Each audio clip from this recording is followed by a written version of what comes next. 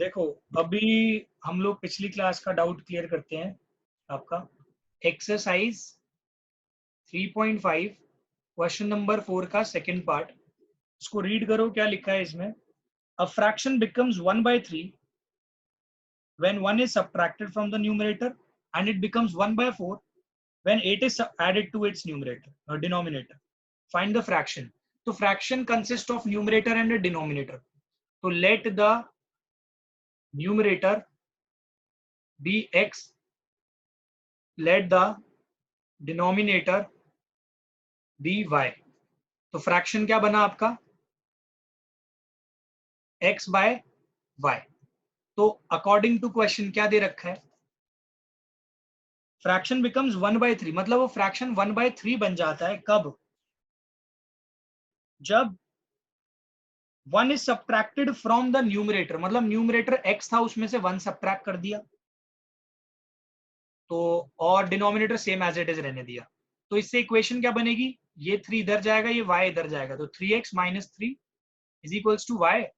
3x - y is equals to 3, पहली equation. Next, again according to question, उसमें बोला है एंड इट बिकम्स 1/4, फ्रैक्शन 1/4 बन जाता है when 8 is added to its denominator. 8 को देखो ऐड करना है डिनोमिनेटर में, मतलब y + 8, और ऊपर न्यूमरेटर अनचेंज्ड। तो इससे इक्वेशन क्या बनेगी आपकी? 4x is equals to y + 8, that is 4x - y is equals to 8, second equation. अब आप लोग इसको सॉल्व कर सकते हो आराम से। First equation and this is the second equation.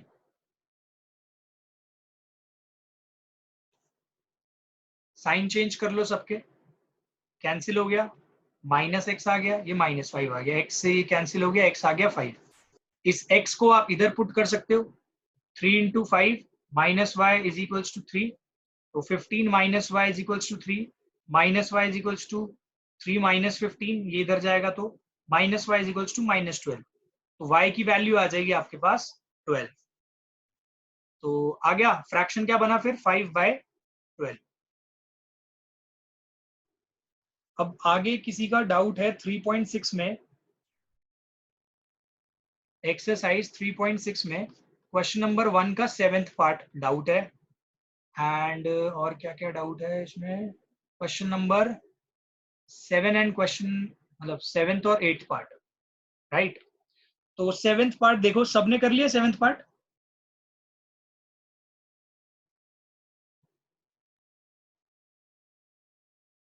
Rishabh, आपने किया ये वाला?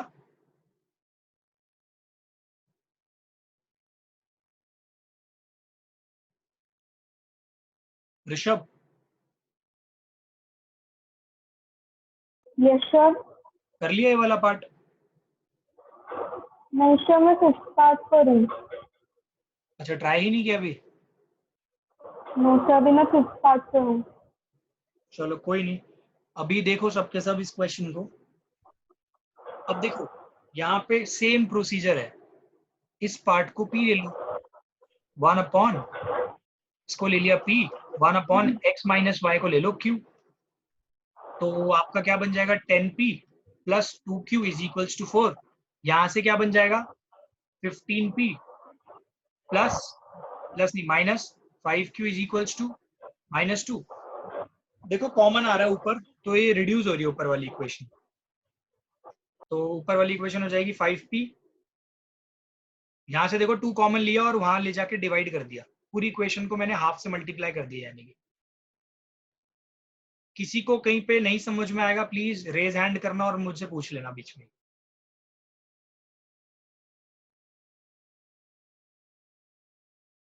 अब अगेन इसको 3 से मल्टीप्लाई कर लो ताकि ये सेम आ जाए। 15p + 3q is equals to 6, 15p - 5q। हाँ ओम बताओ। 1x + y = p का इस समझ में नहीं आया जो ऊपर लिखा था। क्योंकि देखो यहाँ पे 10 है ना, और जो डिनोमिनेटर में आपको x और y नहीं दे रखा अलग से, आपको ये पूरा दे दिया, तो मैंने इस पूरे को p लेट कर लिया। ताकि ये इक्वेशन 1/x प्लस पी, ये जो 1/xy है ना, ये p बन जाए, तो ये 10p आ जाएगा। ठीक है, ओके सर। साइन चेंज कर दोगे, ये कैंसिल हो जाएगा, ये आ जाएगा 8q, ये आ जाएगा 8, q आ गया 1, 8q इज इक्वल्स टू 8, 8/8 1 आ जाएगा। q की वैल्यू पुट कर लो आप इस इक्वेशन में, 5p प्लस q की जगह 1 इज इक्वल्स टू 2, इसको इधर शिफ्ट कर लो, तो 5p इज इक्वल्स टू 1, तो p इज इक्वल्स टू आ गया 1/5, p की वैल्यू आ गई 1/5। अब ध्यान देना यहाँ पे p आपने क्या लेट किया था 1/x प्लस वाई, और ये आ गया 1/5, तो दोनों साइड रेसिप्रोकल कर लो, x प्लस वाई कितना आ जाएगा 5। ऐसे ही q क्या लेट किया था 1/x माइनस वाई, और ये कितना है 1/1, दोनों साइड रेसिप्रोकल कर लो, आपकी इक्वेशन आ गई है। अब देखो आगे क्या करना है, यहां तक सब आ गए होंगे, अब इसको एलिमिनेशन से सॉल्व करो आगे, फिर से इसमें 2 बार लग रहा है एलिमिनेशन, कोई नहीं, इससे कैंसिल, ये 2x, ये 6, तो x की वैल्यू यहां से आ जाएगी 3, इस 3 को यहाँ पे पुट कर लो, 3 plus y is equals to 5, तो y आ गया 2, तो आपका फाइनल जो आंसर है वो आ जाएगा x की वैल्यू 3, y की वैल्यू 2। हर्षित आपको समझ में आया? Yes sir. अब इसी एक्सरसाइज 3.5 का जो क्वेश्चन नंबर 1 है, इसका 8th पार्ट भी देखो सब। 8th पार्ट में क्या है, 1/3x plus y plus 1/3x minus y is equals to 3/4 and 1/2 3x plus y minus 1/2 3x minus y is equals to -1/8। तो ये क्या हो जाएगा, 1/3x प्लस वाई को आप p ले लो, 1/3x माइनस वाई को आप q ले लो। अब यहाँ पे डिफरेंस समझना क्या है, ये तो सीधा सीधा बन जाएगा p, ये बन जाएगा q इज इक्वल्स टू 3/4, यहाँ पे फ्रैक्शन में आएगा। दूसरी इक्वेशन पता है क्या बनेगी, ये तो p हो गया और ये 2 नीचे है, तो ये p/2 बनेगा, यहाँ पे भी क्या बनेगा, ये q/2 बनेगा। इसी, हाँ बोलो भव्या, कहाँ नहीं आया समझ? सर आ गया कुछ। आ गया। अब देखो यहां से कॉमन क्या आ रहा है, हाफ कॉमन आ रहा है लेफ्ट हैंड साइड में, यस, हाफ अगर कॉमन आ रहा है तो ये बनेगा p minus q is equals to -1/8। अब ये 2 नीचे है, राइट साइड में जाएगा, ऊपर चले जाएगा, तो p minus q is equals to -1/8 into 2, इससे कैंसिल हुआ तो -1/4, तो ये इक्वेशन आपकी बनी p minus q is equals to -1/4।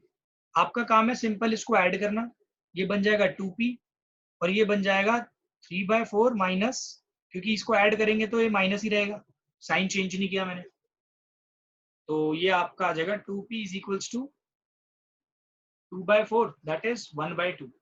तो p की वैल्यू देखो कितनी आ जाएगी, 2p अगर 1/2 है तो p कितना आ जाएगा 1/4, एक आ गई है, इस वैल्यू को यहाँ पे पुट कर दो आप, p plus q is equals to 3/4 में पुट करो 1/4, तो q की वैल्यू कितनी आ जाएगी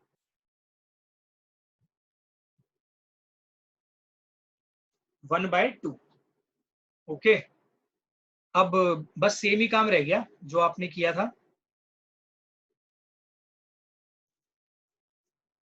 बस सेम ही चीज रहेगी,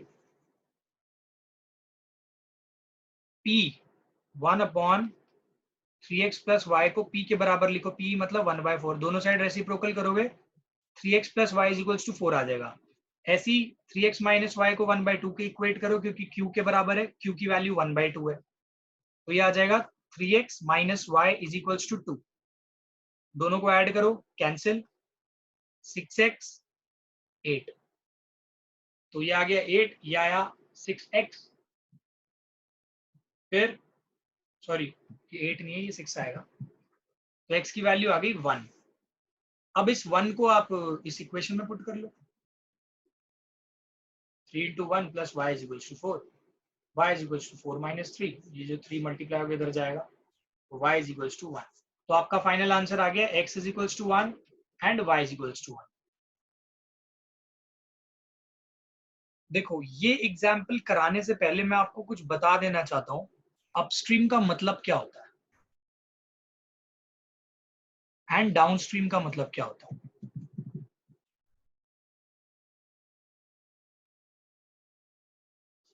इसके मतलब मैथ्स के क्वेश्चन में कभी चेंज नहीं होंगे। देखो अपस्ट्रीम का मतलब क्या होता है, क्या कोई वॉलंटरली बताना चाहेगा अपस्ट्रीम मीनिंग क्या होता है? हैंड रेज कर सकता है अगर किसी को पता है तो। सर जब बोट ऊपर जा रही हो मतलब आगे से। नहीं,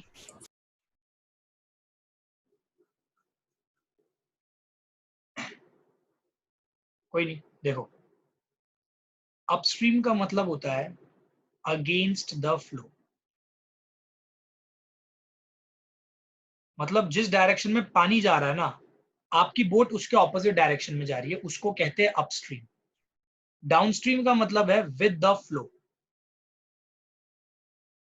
अब आप इमेजिन करो पानी की डायरेक्शन इस तरफ है, लेकिन आपकी बोट जा रही है इस डायरेक्शन में, तो आप बोलोगे कि आप अपस्ट्रीम अपस्ट्रीम में जा रहे हो। ठीक है, आप पानी के फ्लो के अगेंस्ट जा रहे हो। अब मानो कि पानी की डायरेक्शन ये है और आपकी बोट की भी डायरेक्शन ये है, तो आप अब क्या बोलोगे कि आप डाउनस्ट्रीम में जा रहे हो। ठीक है, यानी विद द फ्लो। अब यहाँ पे हमेशा क्या करना है, हमें एक चीज का ध्यान रखना है, लेट द फ्लो ऑफ, रुक जाओ, let the speed of boat be x, let the speed of stream be y। अब देखो एक चीज बताओ मेरे को, आप मानो boat in still water, boat है इन स्टिल वाटर। ध्यान से समझना ये कॉन्सेप्ट। आप मानो मैंने आप सब मतलब आपको एक बोट दे दी और एक लेक में छोड़ दिया। आप एक स्पीड से, आपके अंदर इतनी ताकत है, आप एक स्पीड से चला पाते हो बोट को, यानी कि अगर मान लो आप x किलोमीटर पर आवर की स्पीड से चला पा रहे हो, या फिर मीटर पर सेकंड, वॉट जो भी यूनिट है। मान लो मैं किलोमीटर पर आवर बोल दिया, यहाँ पे भी किलोमीटर पर आवर, तो आपको पता है कि आप बोट को इतनी स्पीड से चला लेते हो स्टिल वाटर में। ठीक है, अब मानो मैं आपको एक ऐसी स्ट्रीम में छोड़ देता हूं जिसमें पानी की वेलोसिटी है y। ठीक है, अब यहाँ पे दिमाग लगा के बताना, अगर ये है आपकी जो स्ट्रीम है, रिवर भी हो सकती है, अगर रिवर की वेलोसिटी जो पानी की है वो आपकी बोट की स्ट्रीम से ज्यादा होगी, ये ज्यादा तेज फ्लो कर रहा है आपकी स्पीड से, तो क्या कभी आप इस डायरेक्शन में मूव कर पाओगे?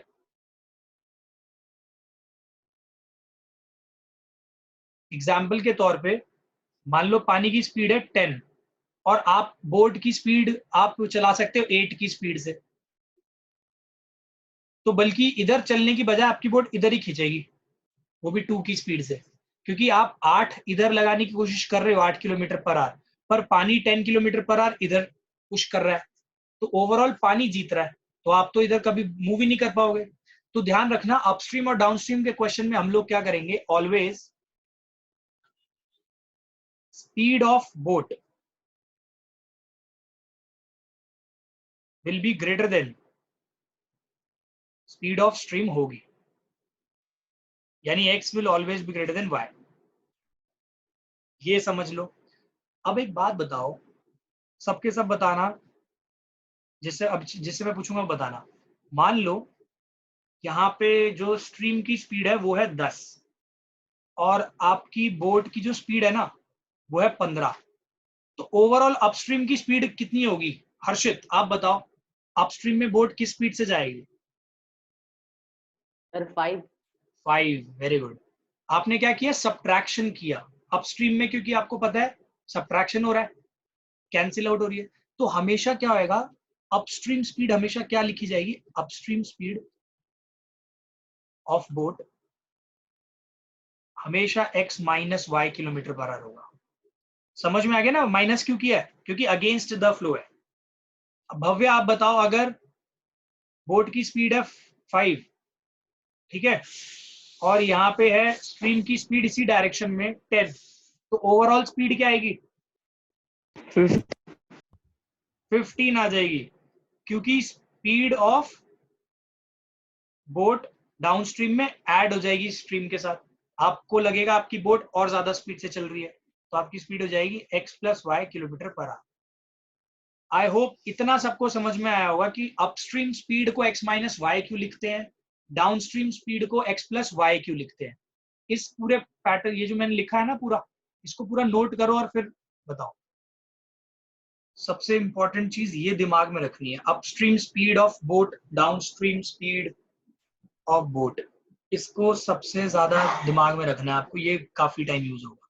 अब हम लोग आते हैं एग्जाम्पल नंबर 19 पे, पेज नंबर 65 पे एग्जाम्पल 19 है। एग्जाम्पल 19 को अगर हम लोग देखेंगे ध्यान से तो उसमें पढ़ो क्या लिखा है। A boat goes 30 kilometer upstream and 45 kilometer downstream in 10 hours। मतलब एक बोट है वो अगेंस्ट द फ्लो गई 30 किलोमीटर, विद द फ्लो गई 44 किलोमीटर, और टोटल उसको टाइम लगा 10 आवर्स। आगे इसमें लिखा है it can go 40 kilometre upstream and 55 kilometre down, मतलब ये दूसरा केस हो गया। तो यहाँ पे सबसे पहले जब अपस्ट्रीम डाउनस्ट्रीम के जो क्वेश्चंस आएंगे ना, आपका काम होगा लेट करना, let the speed of boat in still water, हमेशा यही करना है, late the speed of boat in still water. X question में किलोमीटर और आर में वो दे रखा है तो किलोमीटर पर आर ही लेना unit. Let the speed of stream be y kilometre per hour. फिर इसके बाद आपको हमेशा ये लिखना है अपस्ट्रीम स्पीड क्या होगी, x माइनस वाई। एक चीज का ध्यान रखना, कुछ बच्चे यहाँ पे y माइनस एक्स कर देते हैं। y माइनस एक्स आप तभी लिख सकते हो अगर आप स्पीड ऑफ बोट को y लेते हो, क्योंकि हमेशा स्पीड ऑफ बोट ज्यादा होती है। हाँ ओम बोलो।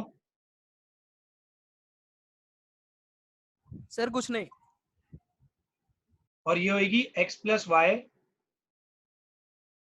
Kilometre per hour downstream speed. यहां तक आई होप किसी को कोई डाउट नहीं होना चाहिए, अभी तक मैं समझा चुका हूं पिछली बार में। अब इस क्वेश्चन पे आओ, देखो क्वेश्चन में बोला है 30 किलोमीटर अपस्ट्रीम जाने पे एंड 44 किलोमीटर डाउनस्ट्रीम जाने में 10 घंटे लग रहे हैं। देखो टाइम कुछ अपस्ट्रीम का टाइम अलग लगा होगा, डाउनस्ट्रीम का टाइम कुछ अलग लगा होगा, और ये दोनों टाइम मिला के 10 आवर्स बने, राइट। टाइम का फॉर्मूला बताओ डिस्टेंस अपॉन स्पीड के रिस्पेक्ट में, मतलब डिस्टेंस और स्पीड के रिस्पेक्ट में होता है डिस्टेंस अपॉन स्पीड, राइट, यही होता है टाइम का फॉर्मूला। अगर मैं बात करता हूं अपस्ट्रीम वाले टाइम की, तो अपस्ट्रीम का डिस्टेंस कितना ट्रैवल किया उसने, 33 किलोमीटर। अपस्ट्रीम का 30 किलोमीटर पहले, यस सर। 30। अगर मैं अपस्ट्रीम के बारे में बात करूं तो time is equals to distance upon speed है ना, तो distance of upstream upon speed of upstream. Upstream में स्पीड क्या होती है उसकी, x minus y, plus time for downstream, कितना टाइम लगा डाउनस्ट्रीम में, डिस्टेंस अपॉन स्पीड अगेन। तो डाउनस्ट्रीम में डिस्टेंस कितना ट्रैवल किया उसने, 44 किलोमीटर, और स्पीड क्या है डाउनस्ट्रीम की, x+y, तो ये आ गया 10। This is equation number 1। ऐसे ही सबके सब मुझे सेकेंड इक्वेशन फॉर्म करके बताओ, मैं किसी से भी रैंडमली पूछूंगा। तो ये बन रही है आपकी सिमिलरली केस 2 की इक्वेशन, जैसे केस 1 की बनाई वैसे सर केस 13 नहीं 30। सॉरी 13 बन रही है। Yes sir. हाँ तो ये बन गई आपकी सेकेंड इक्वेशन, केस 1 की जैसे बनाई वैसे ही केस 2 की इक्वेशन बन जाएगी। 40 किलोमीटर वो अपस्ट्रीम जा रहा है तो अपस्ट्रीम की स्पीड से जाएगा, वही टाइम वाला फॉर्मूला लगाया है यहाँ पे भी, 13 आवर्स टोटल लग रहे हैं उसको। अब इसको सॉल्व करना है using, solve it using reducible equation.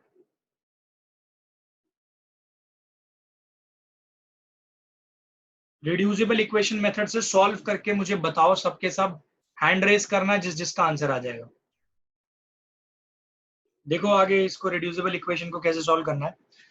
1/x 1/, ये जो x माइनस वाई है इसको ले लेना है p, 1/x प्लस वाई को q, तो ये बना 30p plus 44q is equals to 10। समझदारी इसी में है कि अगर कॉमन आ रहा है तो इसको रिड्यूस कर लो, यहाँ से 2 कॉमन आएगा, उधर जाके कैंसिल हो जाएगा, तो ये आ जाएगा 15p plus 22q is equals to 5। देखो यहाँ से मैंने 2 कॉमन लिया और जो 2 कॉमन आया अंदर ये बचेगा, फिर उस 2 को मैंने उधर भेज दिया, वो 10 से डिवाइड हो जाएगा 2। इसको ऐसे ही, इसको कैसे करोगे, इसको भी सेम तरीके से करना है। 40p plus 55q is equals to 13। यहाँ से कॉमन लेने की जरूरत नहीं क्योंकि राइट साइड में वो कॉमन कैंसिल होगा नहीं। तो अब इन दोनों इक्वेशन को सॉल्व कर लो। ये इक्वेशन 2, ये इक्वेशन 1 मैंने नीचे लिख दी, इज इक्वल्स टू 5। तो अब आपके पास ऑप्शन है, इसको कैसे करोगे।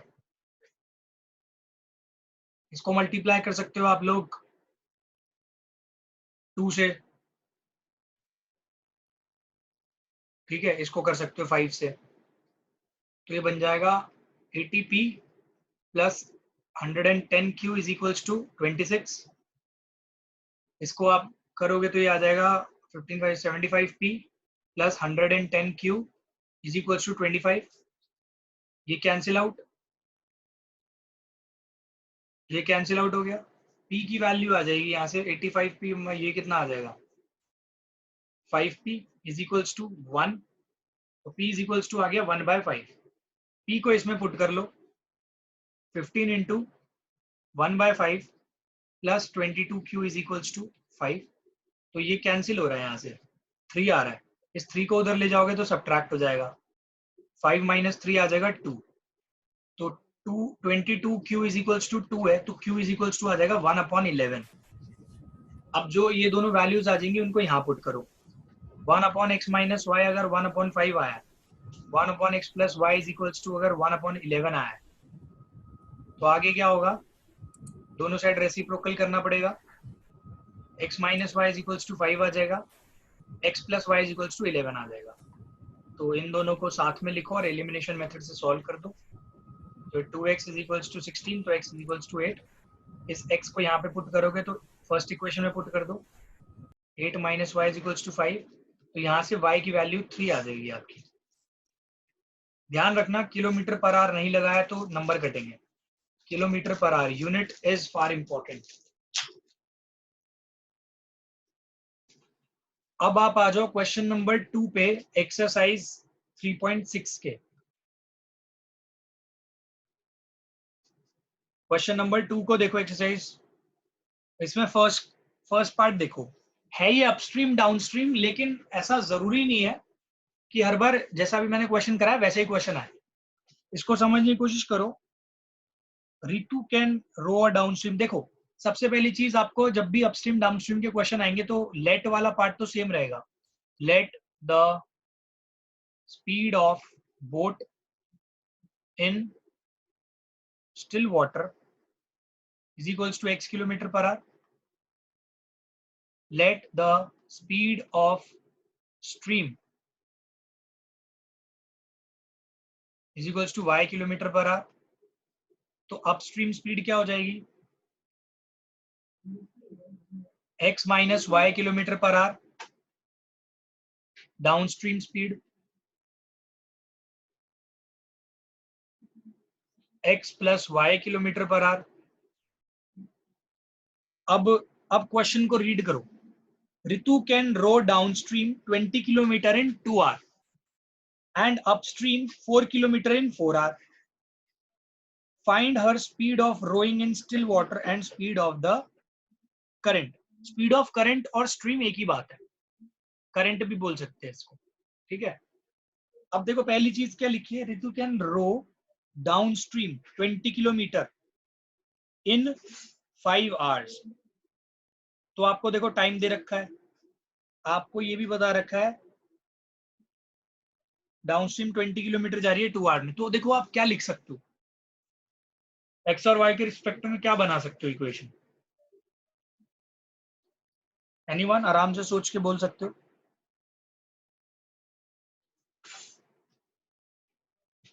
सोचो सोचो।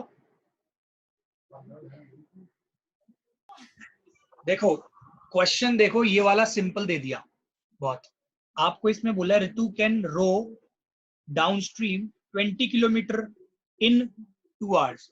तो देखो टाइम फॉर डाउनस्ट्रीम कितना दे दिया, 2 आवर्स। तो देखो डिस्टेंस, अब यहाँ पे देखो ऐड नहीं करना, इसमें ये नहीं बोला कि अपस्ट्रीम भी गई फिर डाउनस्ट्रीम गई और इन दोनों का टोटल टाइम इतना लगा, ऐसा कहीं दे नहीं रखा। इसमें बोला डाउनस्ट्रीम में 2 घंटे लगे, तो डाउनस्ट्रीम का डिस्टेंस कितना था, 20। तो टाइम का फॉर्मूला क्या होता है, डिस्टेंस अपॉन स्पीड। डाउनस्ट्रीम की स्पीड है x plus y is equals to 2। ये एक इक्वेशन बनी। यहाँ पे अब आप क्या करना, क्रॉस मल्टीप्लाई कर सकते हो, इसको इधर भेजो, इसको इधर इधर भेजो, तो ये 2 इधर आ जाएगा, 20/2 x प्लस वाई उधर चले जाएगा, ये कैंसिल आउट होगी, x प्लस वाई कितना आ गया, 10 आ गया। सेकेंड पार्ट में बोला है अपस्ट्रीम 4 किलोमीटर इन 2 आवर्स, यानी अपस्ट्रीम का टाइम दे रखा है 2 आवर्स, ठीक है, और डिस्टेंस कितना है 4 किलोमीटर ही जा पा रहा है। अपॉन स्पीड कितनी होगी, ये होगी, तो यहां से वैल्यू कितनी आ जाएगी, 4/2 is equals to x minus Y.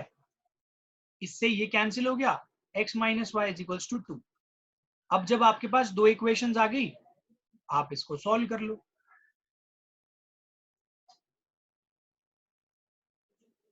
x की वैल्यू आ गई 6 किलोमीटर पर आवर, एंड इसको यहाँ पे जब पुट करोगे तो 4 आ जाएगी, आंसर 4 आ जाएगा आपका। फर्स्ट इक्वेशन में जब आप पुट कर दोगे वैल्यू को, तो y की वैल्यू आ गई 4 kilometre per our, hence proved. अब हम लोग सेकंड पार्ट में देखेंगे। देखो ये जो वर्क और टाइम के क्वेश्चन है ना, ये डिपेंड करते हैं एफिशिएंसी पे। देखो एक चीज आपको समझाता हूँ, वर्क एंड टाइम के क्वेश्चन में आप इसको ना स्पीड डिस्टेंस टाइम की तरह ही समझो, लेकिन यहाँ पे जो स्पीड है ना, उसको हम बोलते हैं एफिशिएंसी बोलते हैं। यहाँ पे जो मतलब जो डिस्टेंस होता है ना, डिस्टेंस वाले फॉर्मूले में डिस्टेंस की जगह हम लिखते हैं वर्क, और टाइम तो टाइम ही रहेगा दोनों साइड में। फॉर एग्जाम्पल अगर मैं बोलता हूँ वर्क, या मेरे को अगर निकालनी है एफिशिएंसी, पहले तो ये बताओ, अगर मुझे एफिशिएंसी का फॉर्मूला निकालना है तो आपको ये पता होना चाहिए स्पीड का फॉर्मूला क्या होता है, डिस्टेंस अपॉन टाइम। तो ऐसी जो एफिशिएंसी होती है ना, वो होती है वर्क अपॉन टाइम। आपको मैंने बताया ना, स्पीड की जगह क्या होता है, यहाँ पे एफिशिएंसी बोली जाती है, वर्क किसकी जगह लिखा जाता है, डिस्टेंस की जगह, और टाइम तो टाइम की तरह ही रहेगा। तो ये ऐसे काम करता है, सेम फॉर्मूला है, efficiency is equals to work upon time. Okay, अब इस क्वेश्चन को पढ़ो। आपको लास्ट लाइन अगर इसकी पढ़ोगे ना आप, क्वेश्चन नंबर 2 के सेकंड पार्ट की, इसी लास्ट एक्सरसाइज में 1.6 में, ओ सॉरी 3.6 में, तो इसमें लिखा है लास्ट लाइन में, find the time taken by one woman alone to finish the work and also time taken by one man alone to finish the work. तो आप यहाँ पे करना, let the time taken by women by a woman to finish the work be x days। ऐसे ही let the time taken by a man to finish the work be y days। जब मैं बात करता हूँ वर्क की, तो मतलब one complete work को यहाँ पे ध्यान रखना, यहाँ जो कंप्लीट वर्क है ना, उसको डिनोट किया जाता है वन से। कंप्लीट वर्क का मतलब होता है वन। ओके, अब क्वेश्चन को समझो। 2 women and 5 men can together finish an embroidery work in 4 days। तो देखो यहाँ पे हमको एफिशिएंसी के रिस्पेक्ट में काम करना है, यानी कि स्पीड के रिस्पेक्ट में काम करना है। तो एक बात बताओ, अगर एक वुमेन को पूरे काम को फिनिश करने में x डेज लग रहे हैं, एफिशिएंसी क्या हो जाएगी, एफिशिएंसी ऑफ अ वुमेन क्या हो जाएगा? Work upon time. काम है पूरा 1 कंप्लीट, उसको टाइम लग रहा है x डेज वुमेन को, तो एफिशिएंसी ऑफ वुमेन हो गया 1/x। ऐसे ही एफिशिएंसी ऑफ मैन क्या हो जाएगी? 1/y। ओके, अब देखो यानी कि ये स्पीड है वुमेन की, इतनी स्पीड से काम कर रही है वुमेन, और ये एफिशिएंसी का मतलब है इतने स्पीड से ये मैन काम कर रहा है।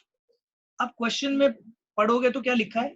2 women and 5 men can together finish an embroidery work in 4 days। तो पूरे काम की जो एफिशिएंसी है वो है 4 days की। अब ध्यान देना, अगर एक वुमेन की स्पीड है x, तो 2 वुमेन की स्पीड क्या हो जाएगी? डबल हो जाएगी ना स्पीड, अगर 2 काम करेंगी वुमेन। तो अकॉर्डिंग टू क्वेश्चन 2 वुमेन अगर काम करेंगी तो 2 into 1/x, और मैन भी साथ में काम कर रहे हैं तो इनकी स्पीड ऐड हो जाएगी। और कितने मैन है? 5 मैन है, 5 into 1/y। अब देखो ये एफिशिएंसी के रिस्पेक्ट में काम हो रहा है ना, टोटल काम आपका 4 दिन में हो रहा है, यानी काम की स्पीड कितनी है? काम तो कंप्लीट 1 है, कितने स्पीड से करना है काम? 4 दिन की स्पीड से, यानी कि यहाँ पे वर्क अपॉन टाइम करोगे तो 1/4 आ जाएगा। तो ये इक्वेशन बनेगी 2/x plus 5/y is equals to 1/4। मैं फिर से बता देता हूँ, बाई चांस इससे क्लियर अगर नहीं हुआ होगा, अगले वाले पार्ट को भी देख लो आप। अगले पार्ट में बोला है while 3 women and 6 men can finish it in 3 days। फिर से देखो, एफिशिएंसी ऑफ 1 वुमेन है 1/x, तो 6 वुमेन की एफिशिएंसी कितनी हो जाएगी? 6/x।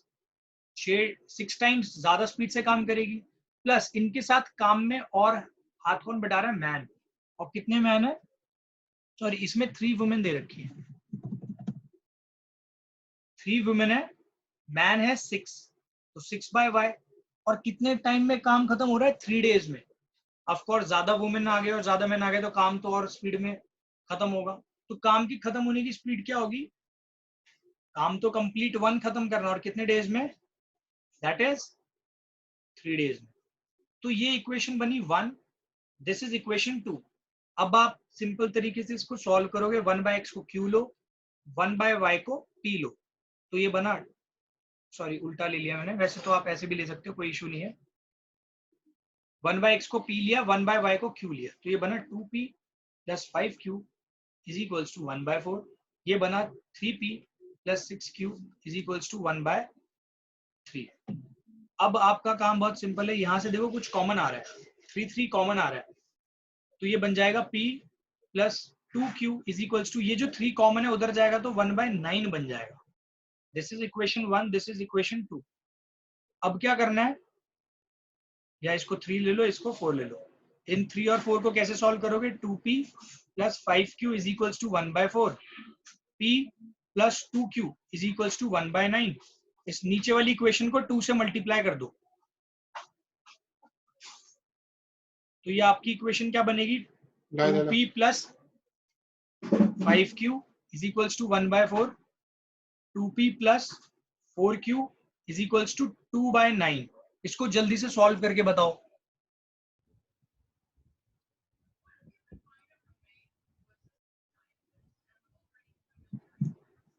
तो देखो यहाँ पे मैंने सॉल्व कर दिया इसको, q की वैल्यू आ गई है, p की वैल्यू आ गई है, एंड q की वैल्यू 1/36 है, तो 1/x अगर 1/36 होगा तो x हो गया 36 डेज, और 1/y अगर 18 है, 1/18 है, तो y हो गया 18 डेज।